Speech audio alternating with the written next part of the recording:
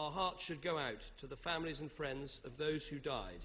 They will never be forgotten, and our thoughts are also with those who were injured physically and mentally by the dreadful events of that day. It was a dreadful day, but it is also a day that will remain, I believe, a symbol of the enduring bravery of the British people. Well, we have the issue as well of a proper inquiry into those events 5 years ago. Azzam, Tamimi, the government, the present government, well, the Prime Minister, David Cameron, his partner in the coalition, Nick Clegg, were in complete agreement 2 years ago that a full inquiry should be held into these attacks. They appear to be shifting ground now. How important do you think it is that a full inquiry into the events be held and be publicly held? Well, I think the inquiry should be part of a more comprehensive inquiry as to why this country went to war in Iraq in the first place, because that's what led to this situation. And I remember when I and many of my colleagues marched the streets of London against the war in Iraq, and we did warn the government, and we said to the government that by doing this you're going only to provide Al-Qaeda and its like organizations with a pretext to continue their acts and to come and attack us here in the UK. And at the time, I remember some people ridiculed such warnings that came from the anti-war camp. So the inquiry should be a more comprehensive one. If you make the wrong decisions, and if you squander the resources of the country and look at the mess that this country is at the moment because of the shortage of funds, and then now they want to impose a program of austerity on the public. Is this related to Iraq? Is this because of Afghanistan? And this has to be part of the inquiry. And part of the inquiry is what this intervention in Iraq led to in terms of radicalizing young men who were unhappy about government policy. Well, Tobias Feakin, the Blair government went out of its way to stress its view that there was no linkage whatsoever between foreign policy and these bombings. Was this wrong, do you believe? I think, you know, at the time, I think that statement was entirely misguided, and I don't think you would hear the same kind of comment coming from a senior government official. I'd just like to say that there is an Iraq inquiry ongoing right now. Whatever people might think of it in terms of the truths that come out of that, there is a Chilcot inquiry ongoing right now into, you know, the Iraq war and the reasons for actually entering Iraq.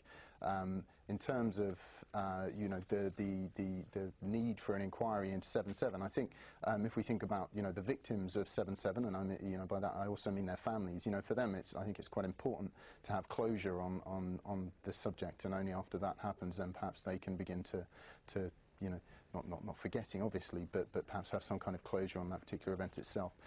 In terms of, you know, the links between violent extremism and foreign policy choices that are made abroad, you know, I think from a lot of studies that have been made, there are linkages to foreign policy decisions that are made and radicalizing narratives for individuals, that there is a strong association, but it's not the only path to radicalization. It's one of you know, it's one of many routes to individuals becoming radicalized. Okay, so yes, it is part of you know, the narrative that is used for radicalization, but it's not the only one. So I think it would be misguided to say that it was the only one, you know, the only narrative that's used by individuals looking to radicalize others. Houriya Ahmed, your view about the linkage between terrorism and foreign policy?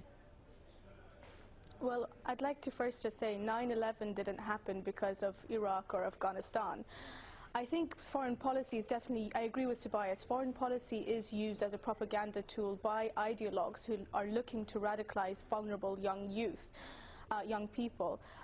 But whether the extent to which foreign policy, terrorism is a result of foreign policy, it's not necessarily correct to say it's definitive. There are a number of factors that can influence one's path to radicalization and to commit violence. Foreign policy may be one of their grievances, but I don't think any government should be held hostage to people who want to commit violent acts because they may disagree with their foreign policy. I mean, you have to remember that when it comes to Islamist radicalization, ideologues like to prey on this concept that the West is constantly at war with Islam and Muslims and has been since the fall of the Ottoman Empire. So again, I just want to end by saying that 9/11 didn't happen because of Iraq or Afghanistan.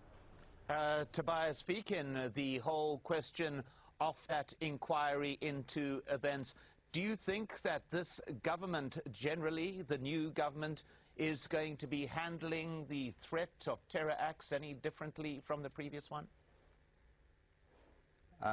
In some respects, I think they have no choice. I mean, if you look at kind of policy statements that were made before they came into government, there was certainly going to be a reassessment of kind of certain areas of counter-terrorist legislation. And to be fair, we're beginning to see elements of that occurring. There were certainly murmurings that they were going to be reassessing the PREVENT programs and exactly how that would be interpreted through this new government.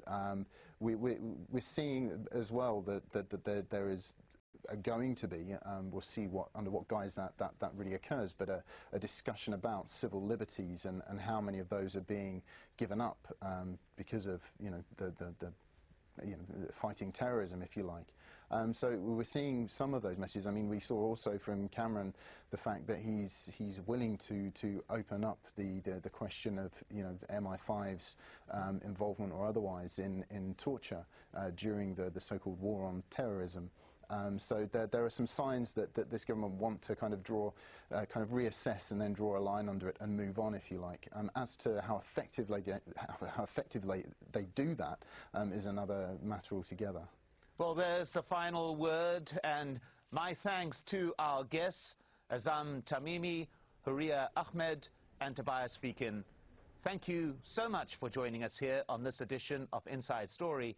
We welcome your comments and suggestions. Please email them to us at insidestory@aljazeera.net. I'm Mike Hanna. Goodbye for now.